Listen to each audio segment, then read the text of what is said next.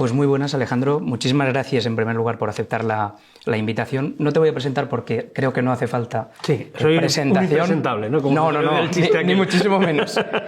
Pero la verdad que es una persona muy reconocida dentro de la política catalana y por ahí quería entroncar, digamos, lo que es la primera cuestión. Es decir, vienes de un resultado electoral que es muy bueno, muy positivo, pero ¿no te da la sensación de que la actual tesitura con un gobierno socialista que intenta buscar el centro político, por ejemplo, de manera simbólica, reubicando la bandera de España en algunos actos, o por ejemplo, paseándose con Miquel Roca, te ubica de alguna manera un poco fuera del tablero político? Bien, yo lo primero que creo que me ha enseñado, y nos debería enseñar a todos en política, es a tener paciencia y perseverancia. Y eso significa que efectivamente hay una cosa que es indiscutible, y yo lo estoy repitiendo y no se me caen los anillos por reconocerlo públicamente, y es que en la política de gestos, Salvador Illa ha abierto una etapa distinta. Él es una persona educada y eso, pues viendo algunos de sus antecesores y la tensión que había, se puede agradecer. Pero las políticas son las mismas. No porque lo diga yo, sino porque lo han puesto por escrito. El acuerdo de gobierno que han firmado habla textualmente de mantener las mismas políticas del gobierno anterior de Esquerra Republicana. En política lingüística, en política de agua, en política energética, en política de vivienda, en política educativa, todas ellas políticas que han llevado a Cataluña en lugares donde antes era líder, ahora estar en la cola.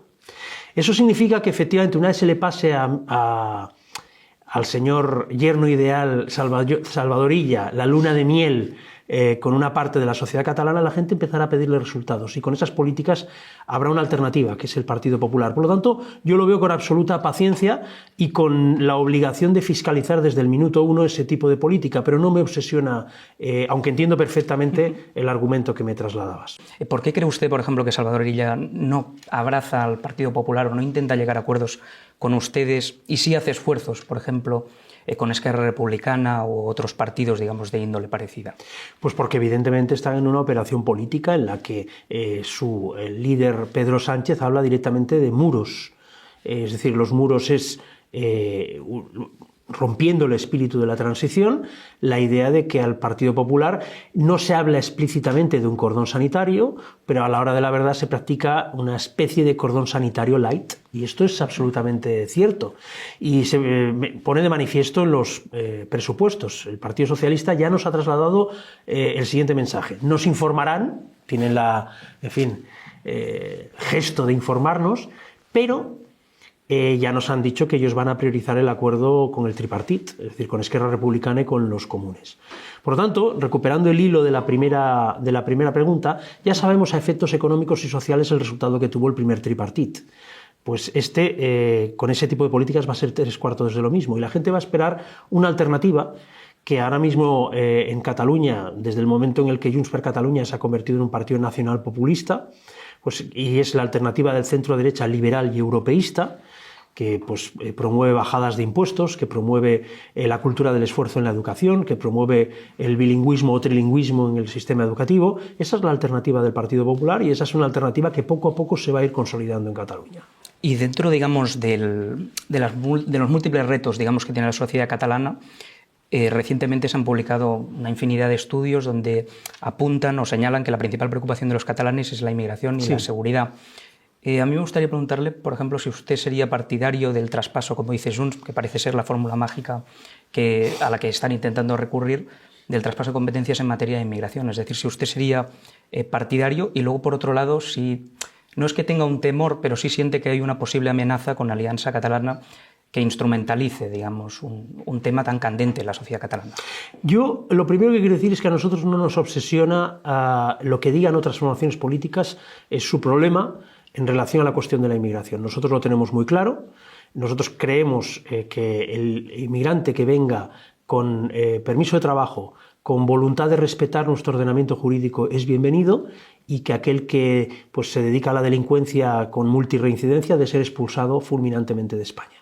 Eso es así, es lo que nosotros pensamos y lo que digan los demás es su programa político. No tenemos miedo absolutamente a nadie porque tenemos muy claras nuestras ideas. En relación al traspaso de competencias es un engaño. Nosotros formamos parte de la Unión Europea En la Unión Europea hay un espacio Schengen de libertad de movimiento entre los países de Europa, pero luego hay un control fronterizo por parte de los Estados miembros, no de las comunidades autónomas. Por lo tanto, es un imposible metafísico que se puedan traspasar las competencias completas integrales de inmigración. Se puede negociar a lo mejor alguna cuestión sobre políticas de integración de la inmigración, que eso pueden hacer las comunidades autónomas, pero desde luego no el control de las fronteras, porque Cataluña no es un Estado, las fronteras son las españolas. Y hablando, digamos, de alguna manera, pues siguiendo el hilo de los grandes temas que afectan a los catalanes, otro asunto sería el asunto impositivo, que yo creo, bajo mi humilde punto de vista, que a usted le sitúan en una tesitura también de nuevo compleja, en el sentido de que paradójicamente me da la sensación, incluso desde fuera, que usted defiende bastante más la redistribución que los partidos, digamos, eminentemente o supuestamente socialistas. Es decir, y aquí la gran pregunta es si no le ubica en una cierta contradicción, en el sentido de que, por ejemplo, ayer escuchaba yo al secretario general del Partido Socialista de Madrid, a Óscar López, decir algo así como que había que ponerle trabas a Ayuso para que no competiera fiscalmente, digamos, en pie de desigualdad con el resto de comunidades colindantes. No ocurre, y no lo ve en Cataluña. Digo, y de la misma manera, haciendo un poco de abogado del diablo, le podrían decir, usted en Cataluña es una persona que incluso buena parte de la socialdemocracia entendería buena medida de sus medidas fiscales, valga la redundancia, pero a su vez, por ejemplo, en el caso de Madrid, lo que atiene y al conjunto de la nación, quizás sí que apoya las políticas fiscales de Ayuso, que es de materia impositiva a la baja, pero que a su vez pues, impiden que comunidades colindantes puedan competir. No es cierto. ¿Quién impide a Cataluña competir con Madrid? La política fiscal de la Comunidad de Madrid es legal. Me sorprende la permisividad que se tiene por parte del Partido Socialista y del gobierno de Sánchez con las ilegalidades del separatismo, que miran para otro lado, y en cambio una política fiscal totalmente legal, como es la de la Comunidad de Madrid, nadie le impide a Cataluña hacer el mismo tipo de política. Ya le digo yo que entonces competiríamos. Yo debo decir una cosa, yo estoy totalmente de acuerdo con la política fiscal de Isabel Díaz Ayuso. Está demostrando que es capaz de recaudar más bajando los impuestos. ¿Por qué? Porque se genera más actividad económica. Y es lo que llevábamos nosotros en nuestro programa electoral. Yo evidentemente creo que tiene que haber una redistribución de la riqueza en cualquier sociedad, por supuesto, pero para que haya redistribución de la riqueza primero hay que crearla. Y para crearla tiene que haber actividad económica. Y la actividad económica con los impuestos absolutamente confiscatorios que tiene Cataluña, con el tramo más alto del IRPF de toda España, con 15 impuestos propios que no tiene ninguna otra comunidad autónoma, es imposible que se pueda generar ese tipo de riqueza. Por lo tanto, a mí me preguntan, ¿usted qué prefiere, la política fiscal de Ayuso o la del señor Illa? Prefiero 1000 veces la de Isabel Díaz Ayuso, con muchísima diferencia. ¿Y no preferiría, digamos, de algún modo centralizar en este sentido, es decir, políticas fiscales para que no hubiera una descentralización competitiva? No, porque es que, le vuelvo a repetir, a mí lo que es la competencia entre comunidades autónomas sana y legal me parece muy bien. Aquí, fíjese que se está produciendo una cosa que en la historia de Cataluña, que para la historia de Cataluña es nefasta. Cataluña competía con el resto de las comunidades y lideraba. Y ahora, en lugar de competir en plano de igualdad con Madrid u otras comunidades, ya solo aspira a perjudicar a Madrid, a ponerle zancadillas a Madrid. Y ya solo aspira a ser una especie de comunidad extractiva del presupuesto público. ¿Quién nos ha visto y quién nos ve? A mí lo que me gustaría es una Cataluña de economía libre, de economía competitiva, con impuestos moderados, con cultura del emprendedor, con apoyo a las empresas, donde no haya una cultura del no a todo, cupaire, que lo impregna absolutamente todo. Y ese modelo sería el que nos permitiría competir y ganar a Madrid, porque Cataluña ha demostrado que cuando se han desarrollado en Cataluña políticas liberales, que por desgracia no ha sido demasiado tiempo en nuestra historia, Cataluña ha liderado. Al final sería lo del perroflautismo contemplativo que decía en sede parlamentaria. Sí, es que esto es lo que ha ocurrido en Cataluña en los últimos años y parece que el señor Salvador Illa quiere profundizar en ello.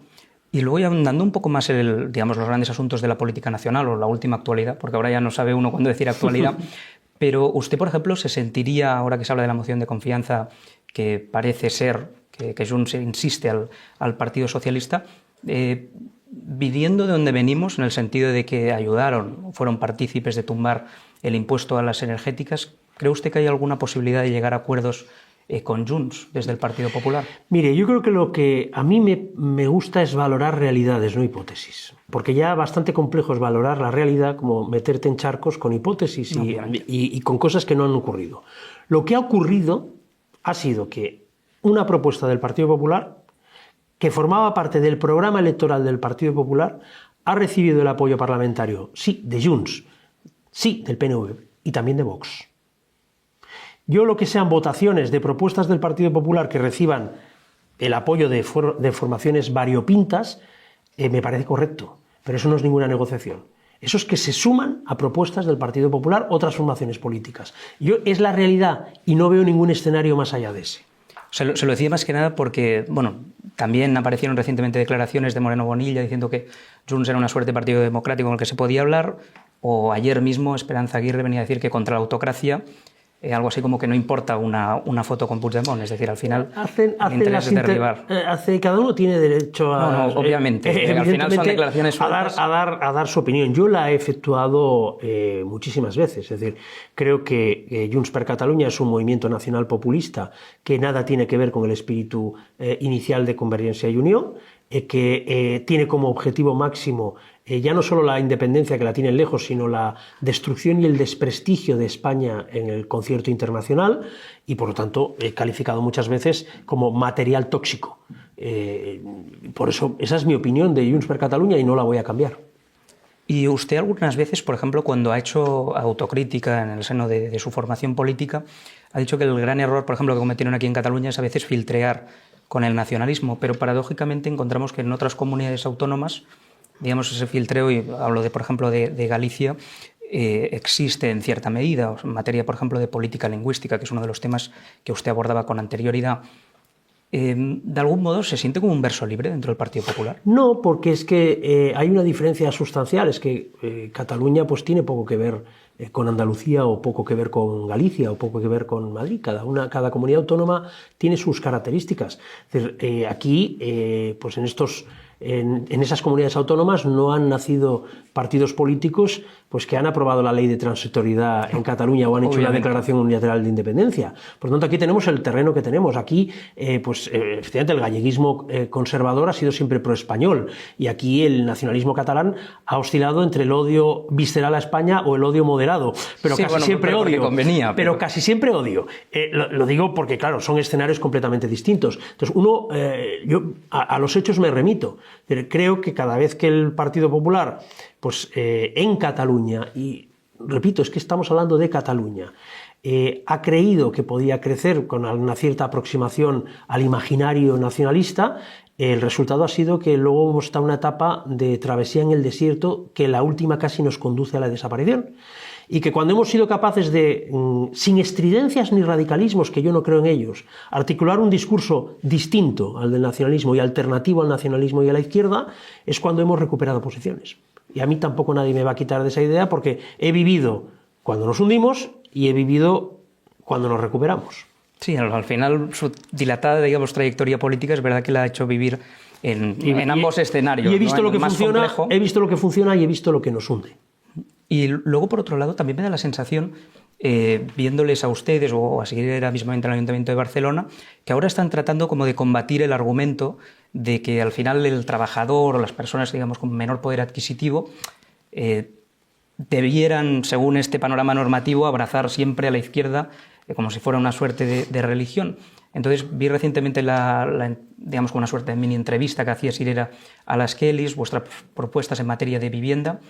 ¿No le da la sensación de que quizá el camino va por ahí, en el sentido de ofrecer una alternativa de política útil, aunque no me gusta manosear este tipo de argumentos, pero contra lo que es la batalla identitaria que promueve el Partido Socialista? Bien, yo lo único que sé, y esto tuve a bien recordárselo en su momento a la portavoz de la CUP, que ellos hablan en nombre de los obreros y no les vota ni un obrero. Bueno, recuerdo el colegio que decía solo le votan ecopijos, es así, y en cambio a nosotros nos votan miles y miles de obreros, y por lo tanto cero complejos con esa cuestión.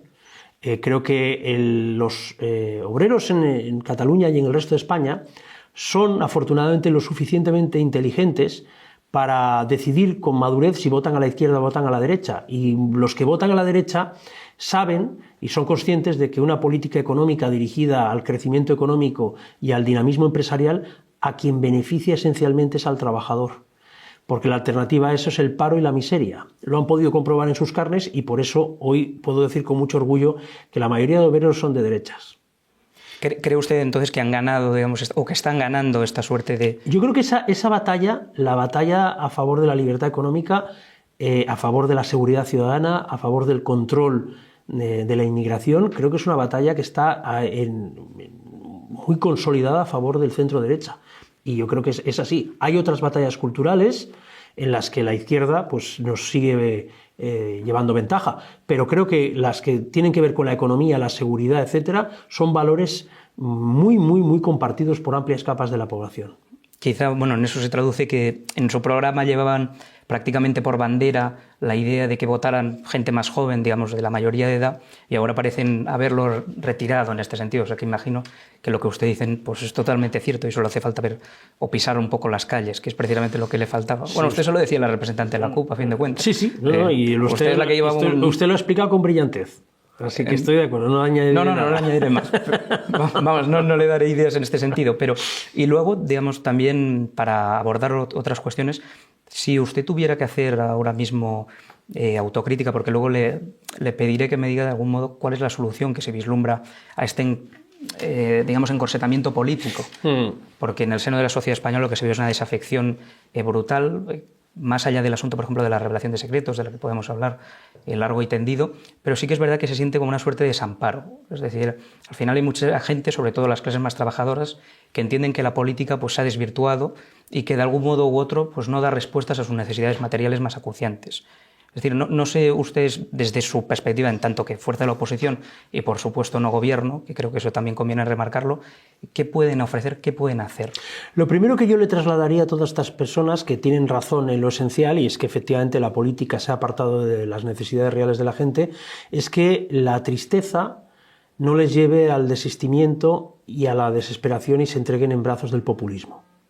El populismo de una ideología o de otra, y populismo de izquierda, y populismo de derecha, y populismo nacionalista, siempre se basa en dos cuestiones. La primera es buscar un enemigo al que culpar de todo. En su momento el populismo nacionalista culpaba a Madrid, acabado en T, de todos los males. El populismo izquierdista culpa al empresario de todos los males. Y hay un populismo de extrema derecha que culpa a todos los inmigrantes de todos los males. Y a continuación ofrecen una Arcadia feliz que no tiene ningún tipo de fundamento porque se basa en el odio. El odio jamás puede traer la felicidad. Con lo cual, ese tipo de populismo puede ser muy seductor para la gente que está desesperada. Pero yo les pediría que reflexionen sobre qué tipo de políticas han funcionado en la historia.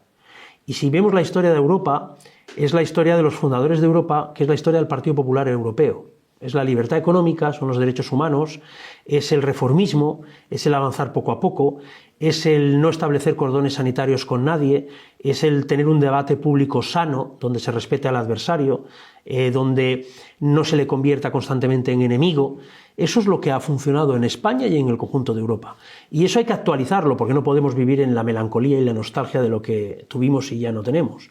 Pero hay que reconstruirlo, y yo eso es lo que le ofrezco a los catalanes, pensar en cómo podemos actualizar lo que funcionó para que siga funcionando, no reventarlo todo para irnos a un camino de desesperación que no conduce a nada.